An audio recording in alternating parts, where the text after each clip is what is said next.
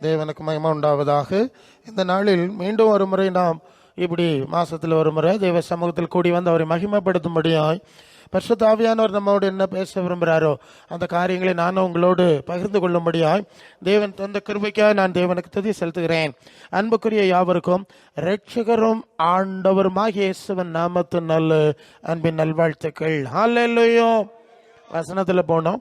எபேசியர்கள் நிருபம் 5ஆம் அதிகாரம் அதன் 21 நாம் வசனங்களை வாசிக்கணும்.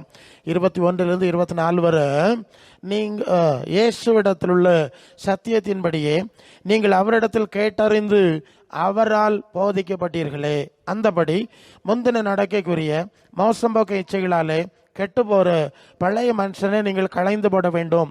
உங்கள் உள்ளத்திலே புதிதான ஆவி உள்ளவர்களாக வேண்டும். மெய்யான நீதியிலும் பரிசுத்தத்திலும் தேவனுடைய சாயலாய் சிருஷ்டிக்கப்பட்ட புதிய மனுஷனை தரித்து கொள்ள வேண்டும். ஹல்லேலூயா. ஓகே. அதாவது நம்முடைய ஆண்டவர் நமக்கு கற்றுக் கொடுக்கிறவர், போதிக்கிறவர் என்கிற முக்கியமான காரியத்தை முதல்ல நாம் பார்க்கிறோம்.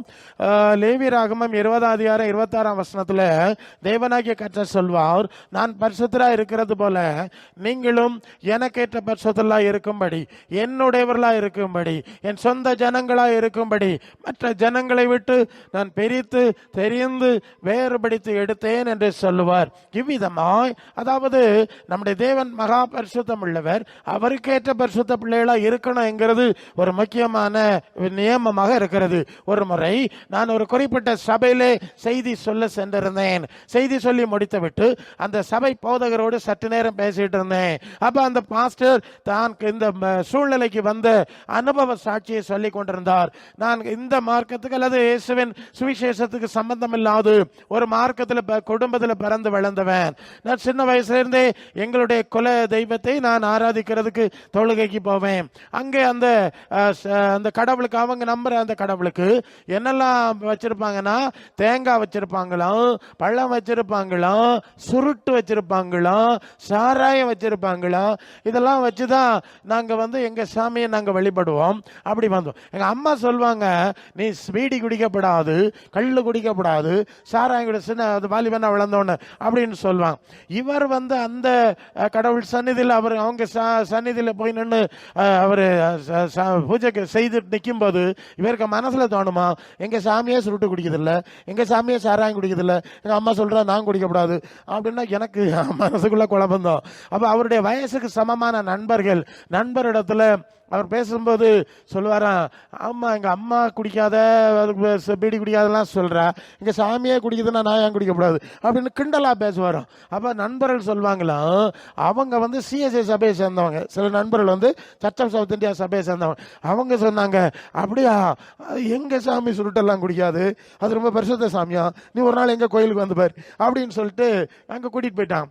அங்க போனா அவருக்கு அந்த சூழலை பிடிச்சிருச்சு. ரொம்ப வித்தியாசமா இருக்கு, அங்க இந்த மாதிரி ஒன்றும் இல்ல வித்தியாசமா இருக்கு, பிடிச்சிடுச்சு. பிறகு அவர் அந்த சபைக்கு போக ஆரம்பிச்சிட்டார். பிறகு அப்படியே மாறிட்டார், அங்க இருந்து இங்க மாறிட்டார். ஆண்டவர் பேர்ல நல்ல விசுவாசம் வந்துட்டு, இவருக்கு வேலையும் கிடையாது, சோழியும் கிடையாது, ஒண்ணும் கிடையாது. சோ அவர் சொல்றாரு, எனக்கு திறமையும் கிடையாது, வைத்த பிள்ளைக்கு சோத்தப்பாடுக்கு வழி கிடையாது. சோ என்ன செய்யறது, இந்த சாமி புதிய சாமி பெரிய சாமி அப்படின்லாம் கேட்டு உள்ள வந்துட்டோம். சரி இந்த சாமியாவது ஏதாவது உருப்படியா செய்தான் பார்ப்போம் அப்படின்னு ஜெபம் பண்ணாராம். இப்படி ஜெபம் பண்ணிட்டு இருக்கும்போது ஏர்ஃபோர்ஸுக்கு இப்ப ஆள் எடுக்கிற ஒரு விளம்பரத்தை பார்த்து அங்க போயிருக்காரு. இந்த ஆளுக்கு எந்த சரியான தகுதி ஏர்ஃபோர்ஸ் போறது கிடையாது. அவர் ஜோமணி போறாரு, அந்த சாமியாவது ஏதாவது செஞ்சாதான் உண்டு என்கிற மாதிரி போயிருக்காரு. அங்க போனா முதல்ல அந்த பிசிக்கல் டெஸ்ட் செய்வாங்கல்ல, மூச்சை நார்மலி இந்த செஸ்ட் லெவல் எவ்வளோ இருக்குன்னு பார்ப்பாங்க. தென் மூச்சை பிடிக்க சொல்லுவாங்க, எக்ஸ்பான்ஷன். ஸோ எப்போ அளப்பாங்க. இந்த அதிகாரி என்ன பண்ண, ஒரு டேப்பை வச்சு அளந்துட்டு இருந்தானோ. சரி முதல்ல அளந்தாச்சு, மூச்சை பிடி அப்படின்னு. இவர் நல்ல மூச்சை இழுத்து பிடிச்சோன்னே இந்த டேப்பை இப்படி இழுத்து வச்சானே, இவனுக்கு டேப்பை கை பறிஞ்சு கீழே விழுந்துச்சு. டேப்பு கை பறிஞ்சு கீழே விழுந்துட்டு, கீழே விழுந்தோடனே அந்த அதிகாரிக்கு ஒரு கௌரவ பிரச்சனை, கீழே விழுந்த டேப்பை எடுத்து இவனை திருப்பியும் அளக்கணுமா அப்படின்னு கௌரவப்படுத்தினா, போ ஓகே செலக்ஷன் விட்டுட்டான். சரி போயாச்சு. இன்ட்ரெஸ்டிங்கா கேளுங்க. அவர் சொல்றாரு சரி ஓகே விட்டாச்சு. ஸோ அப்புறம் மெடிக்கல் டெஸ்ட் வரும். அது சில நாள் கழிச்சு தான் மெடிக்கல் டெஸ்ட். மெடிக்கல் டெஸ்ட் போனால் இவர் சொல்றாரு என் காலில் ஆணின்னு ஒரு வியாதி உண்டு இல்லை, அந்த வியாதி அது என்னெல்லாமோ ட்ரீட் பண்ணி பார்த்தா ஒன்றும் சரியாகல. இதை வச்சுட்டாங்க அவருக்கு மிலிட்டரி நிற்கிறாருங்க. இவன் மெடிக்கல் செக்அப்ல விடுவானா என்ன, இவன் கண்டிப்பாக கண்டுபிடிச்சிட போறான். ஸோ அங்கே போனா அன்னைக்கு ஏதோ டாக்டர் வரல. சரி இன்னொரு டேட் வாங்க, டேட் கொடுத்தாச்சு, வீட்டுக்கு வந்தாச்சு. திருப்பி அந்த டேட் போல அன்னைக்கு அந்த டாக்டர் வரல. ஸோ திருப்பி டேட் வேற கொடுத்தாச்சு. சரி 3வது நாள் போனால் டாக்டர் வந்திருக்காரு. ஏற்கனவே சொல்றாங்க நீ 2 தடவை அட்டெம்ப்ட் வரல, அவங்க எல்லாம் தூரத்துலேருந்து வந்திருக்கான், சீக்கிரமா பார்த்துட்டு முடியுங்க, எல்லாம் முடிச்சுட்டு போங்கன்னு சொல்லியிருக்கான். இவன் என்ன செஞ்சான், ஏற்கனவே டென்ஷன் ஆகிட்டான், 2 தடவை வர முடியல, இங்க மக்கள் வேற நிறைய இருக்காங்களா. இப்படி வந்தான், இவர் போய் நின்னாரு, இப்படி யாரோ குறை பார்த்தா போ அவனுக்கு அனுப்பி விடணும். சரியா அழைச்சிட்டு அவனுக்கு ஏதோ டென்ஷன்ல போன்னு சொல்லிட்டான். சொன்னாரு இப்படி ஒவ்வொரு கட்டம் அற்புதம். ஜென்மத்தில் இந்த மாதிரி ஒருத்தன் ஏர்ஃபோர்ஸ்ல சேர முடியாது. இப்படி சேர்ந்தேன், கிருபையினால ஒர்க் பண்ணேன். அங்கே உள்ளவர்களுக்கு ஆண்டவர் சொன்னேன், வேலையை முடிச்சுட்டு வந்தோடனே வீட்டுக்கு மாடியில் ஒரு ஜப வீடை கட்டி இப்போ ஊழியம் செஞ்சுட்டு இருக்காரு. ஸோ அங்கேயாக நான் போறேன். இப்போ சொல்ல புரியுது இல்லை? சரி இப்போ சுருட்டு பிடிக்கிற சாமியிலேருந்து இங்கே வந்துட்டார். நானும் சில வேளை காரில் எல்லாம் யாத்திரை பண்ணும்போது நிறைய தெய்வங்களை எல்லாம் பார்ப்பேன். அது வீச்சரி வாழையும் வெல்கம்பையும் அது சூலாயுதமா என்னெல்லாமா வச்சுட்டு நிற்குது. நான் நினைப்பேன் இதுக்கு பின்னால போனா இவனும் வெட்டுக்குது நடத்துவான். ஆமா அது எனக்கு தான் ஞாபகம் வருது இல்ல. சோ இப்படித்தான் ஆயிரும். சரி ஆண்டவரே அவர்களுக்கு பரிசுத்த கடவுளை பற்றி நம்ம தான் சொல்லி கொடுக்கணும்ல. நமக்கு பரிசுத்த தேவனே தெரியுது இல்ல, மற்ற தெரியல, அவங்களுக்கு தெரியல, அவங்களுக்கு குறவன சொல்லல. நம்ம பாக்குறத கேட்கறத சிந்தனை தான் சொல்றோம். நம்ம தானங்க நம்ம தெய்வத்தை சொல்லி கொடுக்கணும் இல்லைங்களா? சரி இவன் என்ன ஆச்சு, பரலோகத்தின் தேவன் தன்னை பற்றி படிச்சு கொடுக்கணும்ல. நான் படிச்சு கொடுக்கறதுக்கு தன்னுடைய குமாரனை அனுப்பினார். நீங்கள் மத்தேயு 11ஆம் அதிகாரம் 28, 29 வசனத்துல வருத்தப்பட்டு பாரம் சுமக்கிறவர்களே நீங்கள் எல்லாரும் என்னிடத்துல தான் வரணும். அங்கெங்க ஓடனா ஆறுதல் கிடைக்காது. என்னிடத்துல வாங்க, நான் உங்களுக்கு இளைப்பாறுதல் தருவேன். நான் சாந்தமா இருக்கிறேன், மன தாழ்மையமா இருக்கிறேன். நீங்கள் என் நுகத்தை என் மேல் ஏற்றுக்கொண்டு என்னிடத்துல கற்றுக்கொள்ளுங்கள். அப்பொழுதுதான் உங்கள் ஆத்மாக்களுக்கு இளைப்பாறுதல் கிடைக்கும். எப்ப கிடைக்கும்? இப்ப புரிஞ்சுட்டுல? அந்த மாதிரி படிச்சுட்டு போனீங்கன்னா இளைப்பாறுதல் கிடைக்காது. ஜெயிலுக்கு போகணும். எங்க போகணும்? ஜெயிலுக்கு போகணும். புரியுதுல்ல? அதனால அப்படி போகாத. இளைப்பாறுதல் தரணும்னா எங்கிட்ட வா, நான் சொல்லி தரேன். அப்ப ஆண்டவர் கற்றுக் கொடுக்கிறதே ஆண்டவர், அவரிடத்துல கற்றுக்கொள்ளணும். சரி இப்ப என்ன வாஸ்தவம்னா, இயேசு இடத்திலிருந்த சத்தியத்தின்படி நாம் அவரிடத்தில் கேட்டறிந்து அவரிடத்தில் கற்றுக்கொண்டோம்னு தான் வசனம் வாசிருக்கோம்ல. அது என்ன கற்றுக்கொண்டோம்? அந்தபடி முந்தின நடக்கக்கூடிய மோசம் போக்க இச்சைகளாலே கெட்டு போற பழைய மனுஷனை களைஞ்சு போடணும். ஏசுட்ட என்ன படிக்கிறோம்? அதான் சொல்லிட்டேன்ல, உங்களை மோசம் போக்குற இச்சைகள்னு நிறைய விஷயங்கள் உலகத்தில் இருக்கு. அந்த விஷயங்கள்னால மனுஷன் கெட்டுக்கிட்டு இருக்கிறான், செத்துக்கிட்டு இருக்கிறான், அழிஞ்சிட்டு இருக்கிறான். அந்த காரியத்திலிருந்து அதெல்லாம் களைஞ்சு போடணும். பழச என்ன செய்யணுமோ களைஞ்சு போடணும். சில வேளைலாம் ஆமா ஒவ்வொரு மார்க்கத்துக்கும் ஒவ்வொரு மாதங்கள் இருக்கு. அந்த மாதத்துல வீட்டெல்லாம் நல்ல வெள்ளை அடிச்சு அப்படி சுத்தம் பண்ணி பழசெல்லாம் வெளியே போட்டு எல்லாம் புதுசாக்குறாங்கல்ல, அப்படி ஒரு சூழ்நிலை இருக்குல்ல. ஓகே, வீட்டை சுத்தம் பண்ணி என்னங்க பிரயோஜனம்? நம்ம வாழ்க்கையை சுத்தம் பண்ணா ஏதாவது உருப்படியா நடக்கும்ல.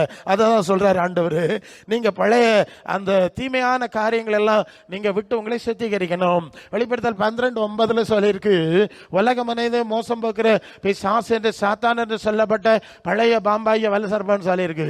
உலகம் முழுவதும் பிசாசுக்கு ஆட்சியில் இருக்குது. அதனால்தான் உலகம் இந்த லட்சணத்துல இருக்குது. மனுஷர்கள் எல்லாம் இப்படி இருக்கிறாங்க. 2 தீமோத்தேயு 2ஆம் அதிகாரம் 26ஆம் வசனத்திலே அங்க என்ன வாசிக்கிறோம்? பிசாசானவனுடைய இச்சையின்படி செய்ய அவனால் பிடிக்கப்பட்டிருக்கிறவர்கள் மயக்கம் தெளித்து கண்ணுக்கு நீங்களாக தகுதாய் நாம தான் சாந்தமா நாடிய தடவை உபதேசம் பண்ணி எடுத்து இந்த பரிசுத்த தேவனத்தில் என்ன செய்யணும்? கூட்டிட்டு வரணும். சரியா? சரி. அப்ப பிசாசான உலக மனுஷன் பிசாசுக்குள்ள கிடக்கு. மனுஷனுடைய மனசெல்லாம் பேயா குடியிருக்கு. என்னது குடியிருக்கு? பேயா குடியிருக்கிறதுனாலதான் இந்த உலகம் எப்படி இருக்குங்க, இந்த வாழ்க்கை எப்படி இருக்குங்க, நம்முடைய குடும்பம் எப்படி இருக்குங்க.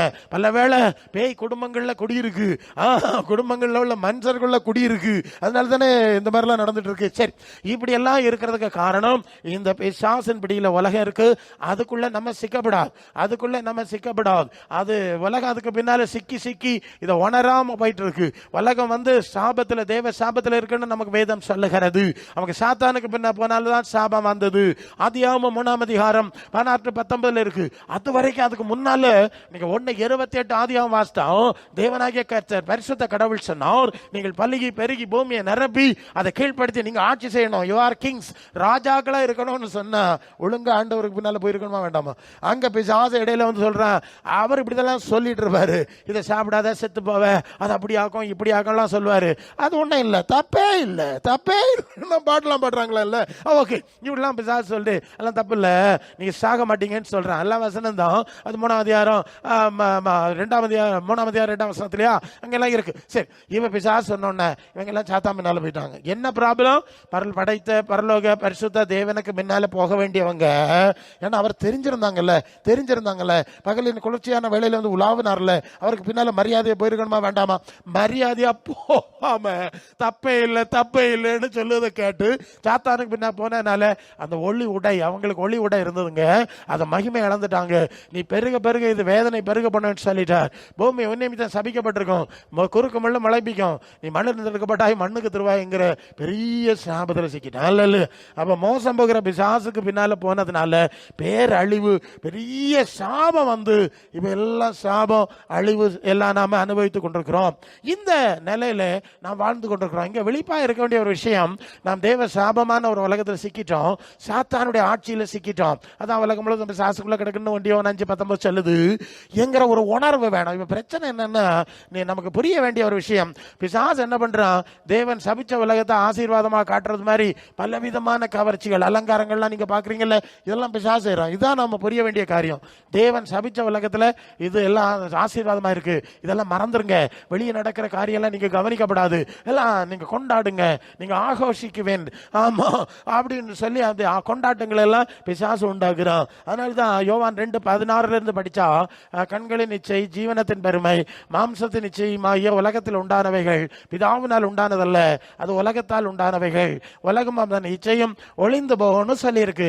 இந்த உலகத்துல பாக்குற கள்ள கவர்ச்சி எல்லாம் எவ்வளவு நேரம் நிக்கும்னு தெரியல.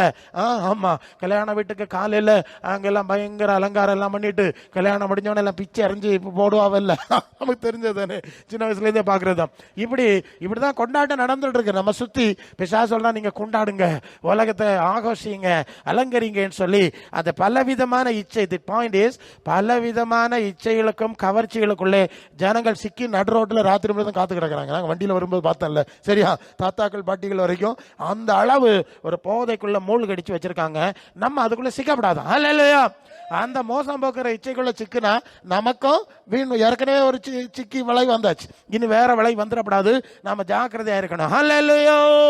அப்ப பரலோக தேவனுக்கு எதிரான ஒரு திட்டத்தை பிசாசு செயல்படுத்துறான். அந்த இச்சைகளுக்குள்ள சிக்காம இது மோசம் போக்கிறோம். அநேகர் அப்படிதான் கவர்ச்சின்னு போய் எங்கேயோ விழுந்து சடலங்களா எடுக்கப்படுறாங்கல்ல, பாக்குறோம்ல நம்ம. ஓகே, அப்படி போவாம நம்ம காக்கணும். அப்ப இங்க என்ன சொல்லியிருக்கு, அந்த கெட்டு போற இந்த பழைய மனுஷனை, பழைய சிந்தையை நீங்கள் விட்டு விட வேண்டும், களைந்து விட வேண்டும். களைந்து விட்டு உள்ளத்துல புதிதான ஆவி வரணும். நீங்க நல்ல கவனிங்க, பழைய ஆவி ஒண்ணு இருந்தது. ஏன் இப்படி எல்லாம் இச்சையில் அவங்க சிக்கி இருக்கிறாங்கன்னு கேட்டா, அது வந்து எபேசியர் 2:2 சொல்லுது, உலக வழக்கத்தின்படி ஆகாயத்து அதிகார பிரபுவாகிய ஆவி கேட்டபடி நடக்கிறாங்க. ஏற்கனவே ஆதாம் ஏவாளை ஏமாத்தி தொடர்ந்து அந்த பிசாசு, தி ஸ்பிரிட் ஆஃப் ஈவில் அல்லது சேட்டான், அந்த பவர் வந்து ஜனங்களுக்குள்ள செயல்படுறதுனால தான் இந்த இச்சைகள் எல்லாம் தூண்டுது, இந்த ஆடம்பரங்கள் எல்லாம் தூண்டுது, இந்த மாதிரியான ஒரு போதையில மூழ்கடிக்கிற ஒரு இச்சை. சரிதானே? அதாவது ரொம்ப வருஷத்துக்கு முன்ன ஒரு சகோதரர் என்கிட்ட ஒரு காரியம் சொன்னாரு. அதாவது, சார், நான் 5 மணிக்கு பால் சொசைட்டியில் வேலை பார்க்கிறேன், நான் முடிச்சுட்டு வீட்டுக்கு போகும்போது ஒரு சக்தி என்ன டாஸ்மாக கடைக்கு இழுத்துட்டு போதான். எப்படியா? இவரு வீட்டுக்கு ஆபீஸ் விட்டு வெளியே வந்தா ஒரு சக்தி அவரை கள்ளு கடைக்கு இழுத்துட்டு போதான். நான் குடிச்சிட்டு 4 கல்ல வீட்டுல போய் மனைவி வீட்டை தகராறு பண்ணுவேன், பெரிய பிரச்சனையா இருக்கு பாஸ்டர், எனக்கு அச்சம் பண்ணுங்க. அவருக்கே தெரியுது ஒரு இது வேண்டாம்னா விட மாட்டேங்குது, அது இழுத்துட்டே போகுது. ஒரு power is pulling in that way இல்லையா? அந்த சைடுல வந்து என்ன பல்கட்டாயமா இழுக்குதுன்னு சொல்றேன். சோ இது மாதிரி தான் ஜனங்களுக்குள்ள பிசாசு குடி இருக்கு. நல்ல சட்டை போட்டிருப்பாங்க, நல்ல டீக்கா கண்ணாடி எல்லாம் வச்சிருப்பாங்க, வச்செல்லாம் கட்டிருப்பாங்க, உள்ள பேய் இருக்கும். அந்த பேய் இருந்து குறைஞ்சிக்கிட்டே இருக்கும். அது குண்டணி, கோளு, சண்டை, வழக்கு, பிரிவினை என்னெல்லாம் உண்டோ அதுக்கு கேரக்டரைஸ் பண்ணிக்கிட்டே இருக்கும். சோ இப்படி மனுஷனுக்குள்ள பிசாசு குடியிருக்கிறதுனால தான், இந்த உலகத்துக்குரிய ஆவி குடியிருக்கிறதுனால தான் உலகத்துக்குரிய இச்சைகளுக்குள்ள மூழ்கடித்து இப்படியே அழித்துக் கொண்டிருக்கிறது. அப்போ இந்த ஆவியில இருந்து நம்ம விடுதலை பெறணும். என்ன செய்யணும்? முதலாவது உணர்வு வரணும். ஐயோ, நான் இப்படி இருக்கிறேனே, எனக்கு ஒரு விடுதலை வேண்டும் என்று சொல்லி நீங்கள் லூக்கா 24:24 அதிகாரம் 47 ஆண்டவர் சொல்வார், மனம் திரும்புதலும் பாவ மன்னிப்பும் எருசலேமில் இருந்து உலகம் முழுவதும் பிரசங்கிக்கப்படணும். ஏன் பிரசங்கிக்கப்படணும்னு சொன்னா, மனுஷன் பாவத்தின் பிடியில சிக்கி இருக்கிறான். பாவத்தின் பிடியில சும்மா சிக்கல, சிக்க வைக்கிற ஒரு பவருக்குள்ள இருக்கிறான். இப்போ இதுல நான் சொல்றது, அவன் சிக்கி இருக்கிறான்னா ஒரு பவர், அதான் நான் சொல்லிட்டேன், இந்த பவருக்குள்ள இருக்கு.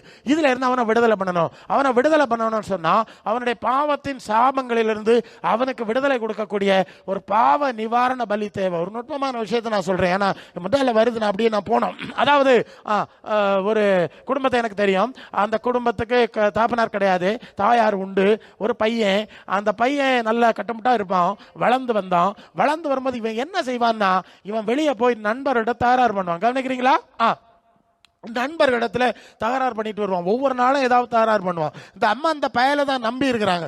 இவங்க மோனே நீ மட்டும்தான்டா எனக்கு உண்டு, நீ இப்படி போய் சண்டை பண்ணிட்டு வந்தேன்னா நான் எப்படி சமாதானமா வாழ்றது அப்படின்னு புலம்பி தான் வாழ்வாங்க. எனக்கு தெரியும், நான் ஸ்கூலுக்கு போற வழியில அந்த வீடு. சரி, இப்படி இருக்கு. இந்த பையன் நல்லா வளர்ந்துட்டான். ஒரு 20 வருஷம் வளர்ந்துட்டான். வளர்ந்து இப்படியே இருக்க நேரம் இவங்க ஒரு நாள் யார்கிட்ட போய் தகராறு பண்ணியிருக்கான். பண்ணிட்டு அவனுக்கு என்னமோ மன பிரச்சனை ஆகி, அதாவது இந்த பவுனாசாரிகள் அந்த பவுன் இருக்குல்ல, கோல்டு, அதை சுத்தம் பண்றதுக்கு ஒரு கெமிக்கல் யூஸ் பண்ணுவாங்களா, அதை தமிழ்ல மயில் துத்தம்னு சொல்றாங்க. அது ஒரு சயனைடு. என்னது அது? Chemically cyanide. சயனைடுனா பவர்ஃபுல் பாய்சன் இல்லையா? அந்த சயனைடுக்கு விடுதலை பிள்ளைய களத்தில் சுத்து தொங்க விட்டுருந்தாங்கல்ல, அது மாதிரிதான் இந்த சயனைடு. இதை சாப்பிட்டு செத்து போயிட்டான். நல்லா கவனிக்கிறீங்களா? ஏன் இந்த அம்மாவுக்கு நிலைமை எப்படி இருக்கும் பாருங்க. அந்த அம்மா சாப்பிடாம தண்ணி குடிக்காம நைந்து செத்து அந்த வீடு பாழாகி ரொம்ப வருஷம் அப்படியே கிடந்தது. இதுக்கு இடையில நடந்த ஒரு சம்பவம் என்னன்னு கேட்டா, இவங்க வேற மார்க்க நம்பிக்கை உள்ளவங்க. இந்த ஊர் பயில தான் இருக்கால, ஆண்ட கடவுளே தெய்வமே இவனுக்கு எப்படியாவது ஒரு நல் வாழ்க்கை கொடுக்கணுமே, ஒரு நல் வழி காட்டணுமேன்னு சொல்லி அவங்க மார்க்க சம்பந்தமான வழிபாடு, நான் சொன்னேன்ல கொஞ்சம் நடந்துல, அந்த மாதிரி இது மாதிரி நிறைய இருக்கு. அதெல்லாம் இருக்கு. அந்தந்த சீசன்ல அவங்க செய்ய வேண்டிய எல்லாம் செய்வாங்க. எல்லா இடத்துக்கும் விடுவாங்க. பயங்கரமான கடினமான வழிபாடுலாம் செய்யறாங்கல்ல, நமக்கு தெரியும். எல்லாம் செஞ்சுக்கிட்டு தான் இருந்தாங்க. அந்த வேலை தான் செத்து போயிட்டான். பாருங்க, ஒண்ணுமே அவங்களுக்கு தெரியல. நல்லா நீங்க கவனிக்கணும். ஆனா நம்முடைய ஒரு சம்பவம் வருதுல்ல, ஓகே, அது எங்க ஊர்ல ஒரு கடினமான வழிபாடு. அது ஊர்ல என்ன பறக்கும் காவடினா என்னமோ சொல்றாங்கல்ல, இப்ப சொன்னீங்க, கேள்விப்பட்டிருப்பீங்க. அங்க செய்வாங்க. இது நான் முதல்ல நான் பார்த்தேன். அதை அப்படியே தொங்க வச்சு கொண்டு போறத ஃபர்ஸ்ட் பார்த்தோன்னே எனக்கு பெரிய கன்ஃபியூஷன். என்னடா இது இவ்வளவு பயங்கரமா ஒன்று செய்யறாங்க, எல்லாரும் பாட்டு பாடி விழா மாதிரி மியூசிக் போட்டு வர போறாங்க, ஆடிட்டு வர போறாங்க ரோட்ல. எனக்கு அது புதுசு. ஃபர்ஸ்ட் நான் அதை பார்த்தேன். கவனிக்கிறீங்களா? சரி, வர்றது அப்படி போனோம். சரி, அப்போ பார்த்தேன். எனக்கு அது புரியல. நான் எப்படியோ அதை ஏன்னா பஸ்ஸை நடத்திட்டதுனால எனக்கு நடந்து போக வேண்டிய சூழல், கடந்து போயிட்டேன். ஸோ இதை மனசில் வச்சிருந்தேன். எங்க கவனிக்கிறீங்களா? சரி, அப்போ எங்கள் வீட்டுக்கு ஒரு பவுன் சாரி இது மர வேலை செய்கிற கார்பெண்டர் ஆசாரி இருக்குல்ல, ஆசாரி வேலைக்கு வந்திருந்தார். அவர் கொஞ்சம் எனக்கு விளக்கமானவர். அவர் அந்த மார்க்கத்தை சேர்ந்தவர். இப்போ இதை மனசில் வச்சிருந்தேன். நான் இப்போ போயிருந்து ஏதாவது பேசிட்டு இருப்பேன் பக்கத்தில். அப்போ நான் கேட்டேன், தப்பா இப்படி ஒரு காரியம் நான் பார்த்தேன், உங்கள் மார்க்கத்தில் செய்கிறீங்க, எதுக்கு செய்கிறீங்கன்னு கேட்டேன். நான் அறிஞ்சுக்கிறே கேட்குறேன், அவ்வளோ எனக்கு தெரியணும் இல்லை, ஏன் தெரியுங்க. அவன் சொன்ன பதில் நான் சொல்கிறேன், கவனிக்கிறீங்களா? சரி, அவன் சொல்கிறான், சார் எங்க குடும்பத்துல நாங்க எவ்வளவோ உழைக்கிறோம், எவ்வளவோ பிரயாசப்படுறோம், எவ்வளவோ பாடுபடுறோம், ஆனா ஒரு மேக்கதியும் கிடையாது. எப்படியா? ஒரு மேக்கதியும் கிடையாது. சரி, அப்புறம் இது ஏன் இந்த மேற்கதி இல்லை, இதுக்கு என்ன பரிகாரம் செய்யலான்னு சொல்லி நாங்க அவங்களுக்கு குறி கேட்கறதெல்லாம் சொல்றாங்க. அவங்க அங்க விசாரிச்சா அது அவங்க சொன்னாங்களா, உங்க குடும்பத்துல நிறைய சாபம் இருக்கு. என்ன இருக்கா? சாபம் இருக்கு. இது எப்படி வந்தனா, உங்க முன்னோர்கள் செய்த பாவம், நீங்க செய்த பாவம், இதெல்லாம் சேர்ந்து சாபமா இருக்கு, அதனாலதான் உங்களுக்கு மேக்கதி இல்லை அப்படின்னு. சரி, அப்ப இதுக்கு என்ன வழி, இதுக்கு ஏதாவது பரிகாரம் இருக்கா? ஆமா, சில பரிகார கிரியைகள் இருக்கிறது அப்படிலாம் அவங்க சில சொல்லி கொடுக்காங்க. இந்த பரிகார கிரியை, அந்த பரிகார கிரியை, அதுல ஒண்ணுதான் இந்த கிரியை. என்னது? இந்த மாதிரி செய்யறது. இந்த மாதிரி செஞ்சீங்கன்னா அவங்களுக்கு சரியாயிடும். அதாவது எங்களுடைய பாவங்களை நாங்களே சுமந்து, எங்களை நாங்களே வருத்தி இப்படிப்பட்ட காரியத்தை செய்யறோம் அப்படின்னு சொன்னா. அப்படியா? பயங்கர விஷயம் தான் இல்ல, பெரிய விஷயம் இருக்குல்ல பின்னணியில. It's okay. அப்ப நான் கேட்டேன், ஓகே தம்பி, சரி இந்த பரிகாரம்லாம் செஞ்சீங்கல்ல, இப்ப உங்களுக்கு மேக்கதி வந்துட்டான்னு கேட்டேன், சாபம் போயிடுச்சான்னு கேட்டேன். போயிருக்கணும்ல, இவ்வளவு கடினமா செஞ்சீங்கன்னா போயிருக்கணும்ல. வேலை செஞ்சுட்டு இருந்தவர் கொட்டாப்புளி அந்த உளி எல்லாத்தையும் கீழே வச்சுட்டு இப்படியே இருந்து யோசிக்கார். எப்படிங்க? நான் கேட்டா இப்படி இருந்து யோசிக்கார். சொல்றாரு, ஒரு நம்பிக்கையில செல்லும் சார். எப்படிதானா? ஒரு நம்பிக்கையில செருப்பு போடாம ராத்திரி போல மழையில பனியில நனைஞ்சிட்டு அலைஞ்சிட்டு இருக்காங்கல்ல, நம்பிக்கையில. அம்மா ஏதாவது மேக்கதி வந்தான்னு கணக்கு பார்த்தா அது வேற மாதிரி போயிருக்கோம். சரி, அவன் நமக்கு நம்முடைய ஆண்டவர் நம்முடைய பாவ சாப ரோகங்களை சிலுவையிலே பாவ நிவாரண பலியாய் சுமந்து சாபத்திலிருந்து விடுங்க. ஹல்லேலூயா. சரியா? ஹல்லேலூயா. சரி, அப்ப முதலாவது நமக்கு புது வாழ்வு எப்படி வருதுன்னா இயேசுவின் சிலுவை பலி இரத்தத்தின் மூலமாய் வருது. ஹல்லேலூயா. அப்புறம் என்ன செய்யறாரு? இவ ரத்தத்தை கொடுத்து விடுதலை பண்ணி வச்சா இந்த பேய் திருப்பியும் வரல, வரக்கு வாய்ப்பு இருக்குல்ல. அதனால அவர் சொல்றாரு, நீங்கள் லூக்கா 24:49, நீங்களோ உன்னதத்திலிருந்து வரும் பலனால் தரிப்பிக்கப்படுகிற எருசலேமிலே காத்திருங்கள், உங்களுக்கு பாவனை மன்னிப்பெல்லாம் தர்றேன், ஆனால் இது போதாது, நீங்கள் போய் இருங்க, ஒரு பரலோக தேவனே உங்களுக்குள் ஆவியாய் வந்து வாசம் பண்ண விரும்புகிறார். என்ன வார்த்தை அது? பரலோக தேவன் ஆவியா இருக்கிறார். யோவான் 4:24. அவர் வந்து உங்களுக்குள்ளே வந்து வாசம் பண்ண விரும்புகிறார். அதாவது 1 கொரிந்தியர் 3:16 சொல்லுகிறது, நீங்கள் தேவனுடைய ஆலயமாக இருப்பீங்க, தேவனுடைய ஆவி உங்களில் வாசமாக இருக்கும், நீங்களே தேவ ஆலயமாக மாறிடுவீங்க, நீங்கள் வேற கோயில் குளம் வழிபாட்டு தலத்துக்கெல்லாம் போக வேண்டிய வராது, நீங்களே தேவ அது உங்களுக்குள்ளே வந்து வாசம் பண்ணுவார். இந்த ஆவிதான் புதிதான ஆவி. ஹல்லேலூயா. ஒண்ணு உலகத்துல கிரியை செய்கிற இந்த மோசடி ஆவி, அதனால அந்த காலம் அப்படி இருந்துச்சு. இப்போ தேவன் இயேசு தேவனுடைய ஆவியை நமக்கு அனுப்புகிறார். இந்த புதிதான ஆவி நமக்குள்ள வரும்போது என்ன நடக்குது பாருங்க. இப்ப 24, மெய்யான நீதி பரிசுத்தத்திலும் தேவனுடைய சாயலாய் சிருஷ்டிக்கப்பட்ட புதிய மனுஷனாய் நாம் மாறுகிறோம். ஹல்லேலூயா. கவனிக்கிறீங்களா? புதிய மனுஷனா மாறுகிறோம். தை பிறந்தா வழி பிறக்கணும் தமிழ்நாட்டுக்காரர் நம்புற மாதிரி, ஒவ்வொரு ஜனவரி பிறந்தா நமக்கு புதிய காரியம் நடக்கணும்னு நம்புறதெல்லாம் நடக்காத காரியம். நீ பழையவனா இருந்தா பழையது மாதிரி தான் இருக்கும், நீ புதியவனா புதிய காரியம் நடக்கும். சரிதானுங்களா? என்ன சொல்றீங்க நீங்க? நான் பழைய ஆளு, 50 வருஷம் பழைய ஆளுனா அப்ப பழசுதான் தொடரும் உனக்கு. இல்ல பிரசங்க யாரு? ஆமா, ஒருவன் 5:40-17 2 கொரிந்தியர், ஒருவன் கிறிஸ்துவுக்குள் இருந்தால் புது சசியா இருக்கிறான். நான் எல்லாம் புது சாணியானா புதுசு நடக்கும், பழ சாணியானா பழசு நடக்கும். சரிதானுங்களா? உங்களுக்கு புரியுது இல்ல? தை பிறந்தாலும் சரிதான், மார்கழி பிறந்தாலும் சரிதான், ஒன்றும் மாற போறது கிடையாது. அப்ப நாம புதுப்பிக்கப்பட வேண்டும்ங்கிறது ஒரு முக்கியமான விஷயம். புரியுதுங்களா? அப்ப ஒவ்வொரு வருஷமும் நாம் புதுப்பிக்கப்படணும். வெள்ளை அடிக்கிறோம்ல கிறிஸ்துமஸுக்கு, நம்ம மனசுக்கு வெள்ளை அடிச்சு நம்ம என்ன செய்யணும்? புதுப்பித்து கொண்டே இருக்க வேண்டும். புது சிருஷ்டியாக மாறுவது மிக முக்கியமான ஒரு காரியம், மிக முக்கியமான காரியம். இதை நீங்க விட்டுறப்படாது. இப்ப வந்து 1 கொரிந்தியர் 5:8 நீங்க வந்தோம்னா ஒரு ஒன்று சொல்லி 1 கொரிந்தியர் 5:8 சொல்லுது. வாசி 5. ஆதலால் எப்படி பழைய புளித்தமாவோடு அல்ல, துர்க்குணம் பொல்லாப்பு என்கிற புளித்தமாவோடும் அல்ல, துப்புரவு உண்மை என்னும் புளிப்பில்லாத அப்பத்தோட பண்டிகை ஆசிரிக்க கிடவும். ஹல்லேலூயா. பழசு புளிச்சதெல்லாம் என்ன செஞ்சிடுவோம்? அது புளிச்சது தனியாக வச்சிரு, அதை மாத்திரு. ஆமா, புளிப்பான விஷயங்கள் அது இன்னும் அதிகம் புளிக்க பண்ணும், அது கெடுத்து போடும். அப்புறம் புதுசு தான் நம்ம யூஸ் பண்றோம். இது மாதிரி தான் அதில் துப்புரவு உண்மை, துப்புரம்னா பரிசுத்தம், உண்மைங்கிற புதிய புளிப்பில்லாத மாவுன்னு சொல்லியிருக்கு. இவ்விதமாய் புளிப்புக்குரிய பழைய விஷயங்களை நாம கழித்து போட்டுக்கொண்டே இருக்க வேண்டும். இருக்கணுமா வேண்டாமா? என்ன சொல்லுது? புதிய சட்டை போட்டாலும், புதிய ஆபரணங்கள் தெரிச்சாலும், புதிய வரியம் வந்தாலும் நம்ம புதுப்பிக்கப்பட முடியாது. பாருங்க, இந்த அனுபவம் நமக்கு வேணும். அல்லேலூயா. பழைய தீமையான ஜென்ம சோபத்துக்குரிய இச்சைகளாலே கெட்டு போற பழைய ஆவிக்குரிய காரியம் இருக்குல்ல, இதெல்லாம் விடுறதுக்கு நீங்க விரும்பணும். ஆண்டவரே இதெல்லாம் போகணும், இந்த பழசெல்லாம் என்ன செய்யணும்? என்ன விட்டு போகணும்னு சொல்லி முதலாவது நீங்க உங்கள் இருதயத்துக்கு வெள்ளை அடிக்கும்படியாய் நீங்கள் ஜெபிக்க வேண்டும். அல்லேலூயா. என்ன புதுசாகும்? பழசெல்லாம் போட்டு இத்தனை வரையும் பாரம்பரியத்தில் சுத்தியாச்சுல்ல, இனி புதிதும் ஜீவனம் உள்ள மார்க்கத்தை எனக்கு காட்டி இருக்கிறீர்கள, இதிலே நான் நடக்கிறேன் என்று சொல்லி நீங்கள் உங்களை ஒப்பு கொடுக்க வேண்டியது அவசியமான காரியம். ஒப்பு கொடுப்பீங்களா? ஒப்பு கொடுத்துட்டே இருந்தீங்கன்னா வர வர நீங்கள் புதுப்பிக்கப்பட்டு கொண்டே இருப்பீர்கள். இல்லை பிரசங்காரே, நீர் எவ்வளோ பிரசங்கம் பண்ணாலும் நாங்கள் அசைய மாட்டோம், இப்படி தான் இருப்போம், மரபு பாரம்பரியம் ஒன்றும் விட மாட்டோம்னா அப்போ அப்படியே இருந்திருக்கேன். பழசுல இருந்தால் பழசுதான், புதுசு வராது. எஸ், அதான் விஷயம். எந்த அளவு நம்முடைய மனம் புதுப்பிக்கப்படுகிறதோ அந்த அளவு தான் புதிய காரியங்களை தேவன் நமக்கு செய்ய முடியும். கொலோசியர் 3:10 8-10 வரை அந்த வசனம் படிங்க. கொலோசியர் 3:8-10 சீக்கிரம் நீங்கள் வாசிங்கள். அங்கே இதே பகுதியை கொலோசியர் சபை எழுதுறாருல, வாசிங்க. கொலோசியர் 3:8-10 வரை. இப்பொழுதோ கோபமும் மூர்க்கமும் பொறாமையும் உங்கள் வாயிலிருந்து பிறத்தலாகாத வேற எந்த தூஷணமும் வம்பு வார்த்தைகளும் ஆகிய இவைகளெல்லாம் விட்டு விடுங்கள். ஒருவருக்கொருவர் பொய் சொல்லாதிருங்கள். பழைய மனுஷனையும் அவன் செய்களை களைந்து போட்டு தன்னுடைய சிருஷ்டித்த பரிசுத்த தேவனுடைய சாயலுகப்பாய் பூரண அறிவடையும்படி புதிதாக்கப்பட்ட புதிய மனுஷனை தரித்துக் கொள்ளுங்கள். ஹல்லேலூயா. பாருங்க, புதுப்பிக்கப்படுறதுன்னா எப்படின்னு பார்த்துடுங்க.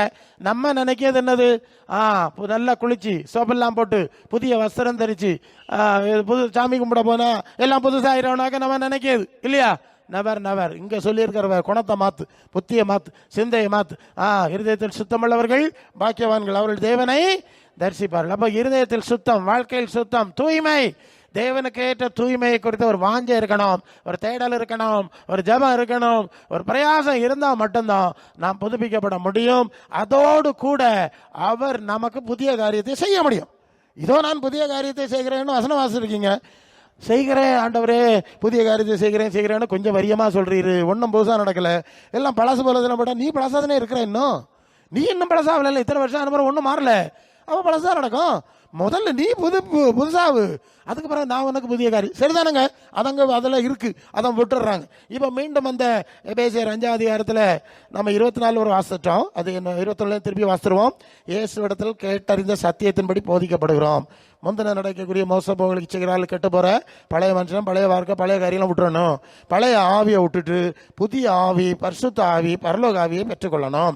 இப்போ அந்த பரலோக ஆவி அந்த பரலோக தேவனுடைய நீதி பரிசுத்தத்தை கற்றுக் கொடுத்து அந்த சாயலை உருவாக்குறது. அப்போ என்ன நடக்குன்னா, இப்போ 25 அன்றியும் நாம் ஒருவருக்கு ஒரு அவயங்களாக இருக்கிறபடினால் பொய்களை களைஞ்சிருங்க, பிறனுடைய மெய் பேசுங்க, கோபம் கொண்டாலும் பாவம் செய்யாதுங்க, சூரியன் அஸ்தமிக்கிறதுக்கு முன்பாக இவங்களை எரிச்சல் தனியிட்டு பிசாசுக்கு இடம் கொடாதுங்க, திருடாதருங்க, குறைச்சல் உள்ளவர்களுக்கு கொடுக்கத்தக்கதாய் கைகளினால வேலை செய்யுங்க, கெட்ட வார்த்தை உங்களிருந்து புறப்பட வேண்டாம், பக்தி விருத்திக்கு எதுவான நல்ல வார்த்தை உண்டானாத பேசுங்க, மீட்கப்படும் நாளுக்கு என்று முத்திரையாய் பெற்ற பரிசுத்த ஆவியை வருத்தப்படுத்தாதருங்க, சகலவித கசப்பு, கோபம், மூர்க்கம், கூக்குரல், தூஷணம் மற்ற எந்த துர்க்கணமும் உங்களை விட்டு நீங்க கடவுது.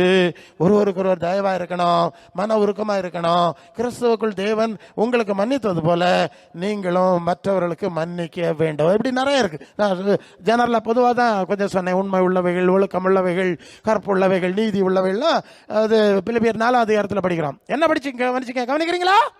என்ன படிச்சீங்க, புரிஞ்சுங்க? பழைய ஜென்ம சுவாபத்தை விட்டுறணும். ஏன்னா நாம இப்ப இயேசுட்ட படிக்கும்போது ஒரு விஷயத்தை பார்க்கலாமே, முடிச்சிருவோம். அது இயேசுட்ட படிக்கும்போது என்ன நடக்குன்னா, நீங்கள் ரோமருக்கு எழுதின 1 கொரிந்தியர் 15ஆம் அதிகாரத்தில் நீங்கள் 48 பக்கத்தில் வரும்போது அங்கே என்ன ஒரு காரியத்தை படிக்கணும், அதை பார்த்துருவோமே. 1 கொரிந்தியர் 15ஆம் அதிகாரம் இல்லைங்க, 47. முந்தின மனுஷன் பூமியிலிருந்து உண்டான மண்ணானவன், 2ஆம் மனுஷன் வானத்தில் உண்டான கர்த்தர். மண்ணானவன் எப்படிப்பட்டவனோ மண்ணானவர்களும் அப்படிப்பட்டவர்களே, வானத்துக்குரியவர் எப்படிப்பட்டவரோ வானத்துக்குரியவர்களும் அப்படிப்பட்டவர்களே. மேலும் மண்ணானவனுடைய சாயலை நாம் அணிந்திருக்கிறது போல வானவருடைய சாயலை அணிந்து கொள்வோம். கவனிக்கிறீங்களா? என்ன பிரச்சனைங்க? ஆதாம் ஏவாள் பாவம் செஞ்சுட்டாங்க, சாபத்தில் விழுந்துருந்தாங்க, அவங்க குணம் எல்லாம் கட்டு போச்சு, ஜென்ம சுவாபம் எல்லாம் மாறி போச்சு. இல்லை, பிள்ளைகள்கிட்ட சின்ன பிள்ளைகள் இருந்தே நீங்கள் பாருங்க, வரும்போது தீய குணங்களை பார்க்குறேன், நமக்கு தோணும் அந்த பிள்ளைகளுக்கு இந்த குணம் எல்லாம் அப்படி வந்து இல்லையா? ஆமாம், அப்படி அந்த ஜென்ம சுவாபம், அந்த ஜென்ம சுவாபம்னா அதான் ஊர்காட்டில் சொல்கிறாங்க, பறவை குணம் பேக்கி கொடுத்தாலும் போகாது பிரசங்க. அவ்வளோ பவர் இருக்குல்ல, அவ்வளோ பவர்.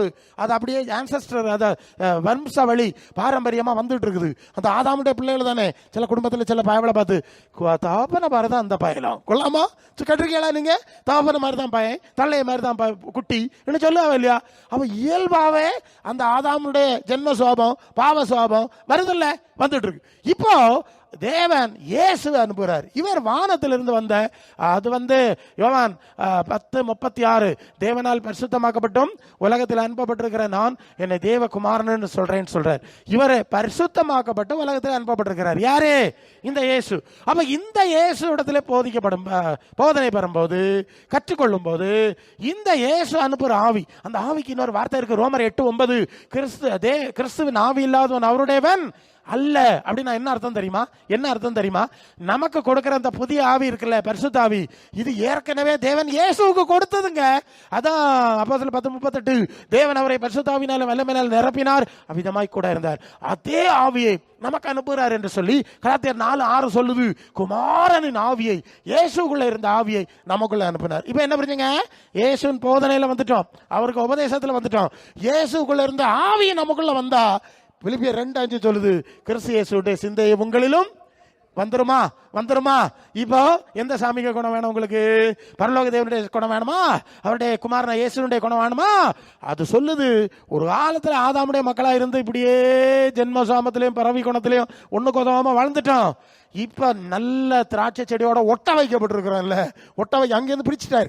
பிரிச்சு இங்க ஒட்டின உடனே இப்போ அவருடைய சாரம், அவருடைய சத்து, அவருடைய வசன உபதேசம் ஆவி நமக்குள்ள வந்தோடனே அந்த சாயலாகத்தானே மாறிடுறோம். பழைய மனுஷனுடைய சாயலிலிருந்து கிறிஸ்துவின் சாயலுக்கு ஒப்பாய் மாறி விடுகிறோம். 2 Corinthians 3:18 சொல்ல மாதிரி அந்த ஆவியினாலே நாம் திறந்தகுமாய் கர்த்தருடைய மகிமை கண்ணாடியிலே காண்கிற வண்ணமாய் கண்டு அந்த சாயலாகத்தானே கர்த்தர் ஆவியாகிய கர்த்தரால் அந்த சாயலாகத்தானே மகிமையின் மேல் மகிமை அடைந்து மறுரூபம் அடைகிறோம்னு வாசிக்கிறோம். மறுரூபம் அடையணும். எப்படி மறுரூபம்? வசனத்தினாலே மறுரூபம். 15 யோவான் 15:3 என்னுடைய உபதேசத்தினால் இப்ப சுத்தமாகறீங்க. அப்புறம் அவருக்குள்ள இருந்த ஆவியினாலே நாம் சுத்திகரிக்கப்பட்டு பரிசுத்தமாகுதலேன். 2 Corinthians 7:1 சொல்லுது, மாம்சத்திலும் ஆவியிலும் உண்டான எல்லா அசுசையும் நீங்க சுத்திகரித்து கொண்டு பரிசுத்தமாகுதலை தேவ பயத்தோட பூரணப்படுத்த கடவோம். பூரணராய் கடந்து போ. அப்ப இயேசுனுடைய சுவிசேஷம் என்னன்னு தெரியுதா? சும்மா பேய்க்க நோக்கி வந்துகிட்டு வரியத்துக்கு ஒரு நாள் வந்துட்டு போற விவகாரம் இல்லை. புரியுதா நான் சொல்லுது? இப்ப பே வரோம் ஜோமனா பே பெய்யாச்சு, பிறகு பெய்யாச்சு காணல. பிறகு எப்போதாவது எங்கேயாவது வார வழியில நாங்க பைக்ல போனா, சிஸ்டர் பிரதர் நீங்க அந்த கூட்டத்துக்கு வந்திருக்குது, அங்க வந்தது போல ஞாபகம் இருக்கு. ஆமா பாஸ்டர், நான் தான் கட்டிலோட தூக்கிட்டு வந்தாவ, நீங்க நல்லா புறப்படுத்தி சோம் பண்ணினீங்க. அது பிறகு இப்ப நான் நல்லா இருக்கேன் பாஸ்டர். அப்ப நல்லா இருந்தா கூட்டத்துக்கு வரப்படாது, நல்லா இருந்தா என்ன செய்யப்படாது? வரப்படாது. பியா வந்துகிட்டே இருக்கணும், பூ போட்டுக்கிட்டே இருக்கணும். அடிக்கடி ஒருத்தர் ரத்தமா என்னத்தையும் போட்டுட்டு இருந்தா மாதிரி இப்படிதான் நடந்துட்டு இருக்கு. சரியா? அப்ப நல்லா ஓடிட்டு என்ன அடுத்தது பியா வேற வழியில் ஓடி வரோம். நீங்கள் கர்த்தரிலும் அவருடைய சத்துவத்தின் வல்லமையில என்ன செய்யணுமா? பலப்படணும். எல்லாம் வசனம் பேசுற நேரம் இல்லைன்னா முடிக்கணும். பலப்படணும். கொஞ்சம் வசனம் வாசிக்கணும், வசனத்தை கேட்கணும், தூய் ஆவினால் நடத்தப்பட்டணும். தேவ ஆவினால் நடத்தப்பட்டாதான் பேலாம் உண்டாகும். பார்த்துடுங்க. அதனால பேக்கி நோக்கி மட்டும் வந்துட்டு இருந்தா ஆயுள் முழுதும் நீ பேவை வெட்டிட்டு தான் இருக்கணும். அல்ல இல்லையா? கொசு வெட்டிட்டு தான் இருக்கணும். கம்பெனி வச்சுக்கிட்டு மாற முடியாது. நீங்க தேவ பிள்ளைகளாய் தேவ சித்தம் செஞ்சு தேவனுக்குள் பலப்படும் போது நீங்களே எங்களை மாதிரி பேய வெட்டிருக்கலாம் இல்ல, சோமாக்கி இருக்கலாம் இல்ல, இது மாதிரி ஊழியங்களை செஞ்சிருக்கலாம் இல்ல. எத்தனையோ வரியத்தை விட்டாச்சு. நாம அந்த பேய்க்க நோக்கி மட்டும் வந்துட்டு ஆத்திரத்துக்கு மட்டும் வந்து போறதுனால கடைசி வரைக்கும் உருப்படாம இருக்கிறோம். இப்ப புரியுதா சொல்லாது? அப்ப சபையினுடைய அனுபவம் என்னன்னு உங்களுக்கு தெரியும்.